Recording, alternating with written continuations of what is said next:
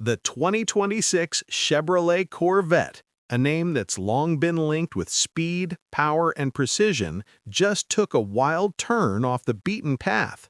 Meet what many online are calling the Corvette Sandstorm, a bold reimagination of an American icon. This isn't your typical track-ready Corvette. It's built to dominate the dirt, the dunes, and everything in between.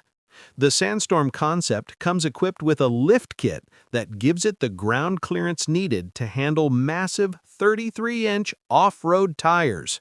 Whether you're crawling over rocks or powering through desert trails, this Corvette is made to go where no Corvette has gone before. Up front, you'll find a heavy-duty winch system mounted to the bumper, ready to pull through tough terrain or help recover a fellow off-roader stuck in the sand. And on top, a roof-mounted LED light bar brightens the path ahead, turning night into day during those wild off-road adventures.